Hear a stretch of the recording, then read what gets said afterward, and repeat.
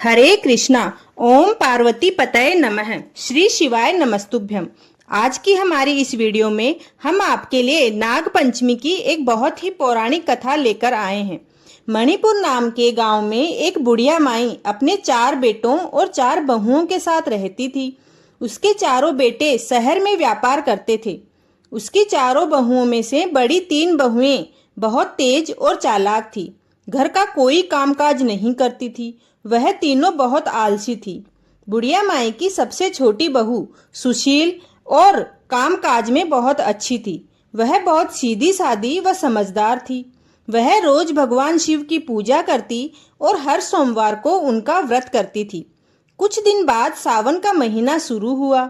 नाग पंचमी से एक दिन पहले बुढ़िया माई ने अपनी चारों बहुओं को बुलाया और उन्हें समझाते हुए कहा कि नाग पंचमी की पूजा के बारे में बताया और कहा कि हमारे यहाँ वर्षों से यह पूजा होती आ रही है, तो कल तुम सब भी नाग पंचमी की पूजा करना।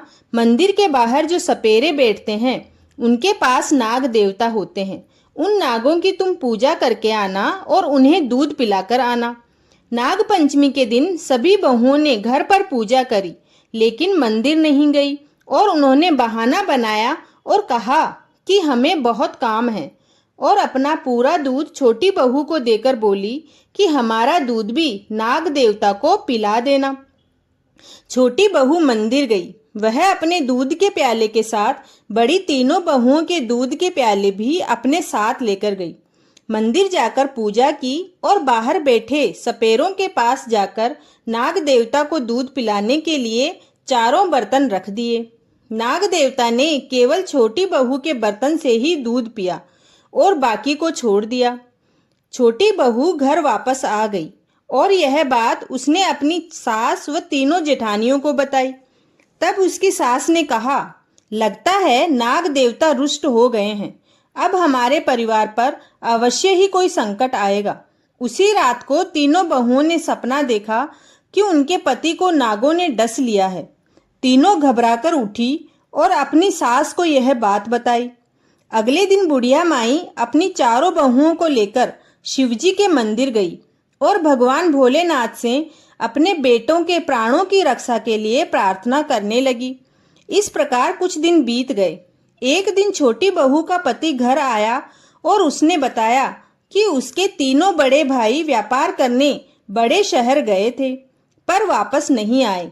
मैंने उन्हें ढूंढने की बहुत कोशिश की, पर उनका कोई पता नहीं चला। इसलिए हार कर मैं घर वापस आ गया। सोचा कि शायद वह लोग घर आ गए होंगे। यह सुनकर सबका रो रो कर बुरा हाल हो गया। पूरा परिवार शिवजी के मंदिर गया और पुजारी जी से उन सपेरों के बारे में पूछा। तब उन्होंने कहा, वह तो केवल नाग पंचमी के दिन ही यहाँ आते हैं।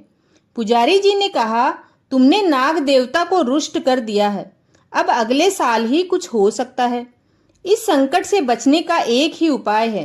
तुम्हारी तीनों बहुएं प्रत्येक सोमवार को व्रत करें और हर माह में पड़ने वाली पंचमी को नाग देवता को दूध पिलाएं। यदि भगवान भोलेनाथ ने तुम्हारी पुकार सुन ली तो सब ठीक हो जाएगा। उस दिन से चारों बहुओं ने ऐसा ही किया। इसी प्रकार 1 वर्ष बीत गया। अगले साल नाग पंचमी के दिन चारों बहुएं मंदिर गई, श्रद्धा से पूजा की और नाग देवता को दूध पिलाया। जब वह घर वापस पहुंची तो उन तीनों के पति घर वापस आ चुके थे।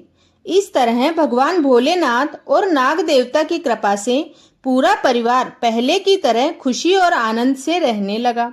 बोलिए हर हर महादेव। मित्रों, आपको ये कहानी अच्छी लगी हो तो लाइक और शेयर करें, और ऐसी ही कहानी सुनने के लिए हमारे चैनल गुरु अमृत कहानियाँ को सब्सक्राइब करना ना भूलें। धन्यवाद।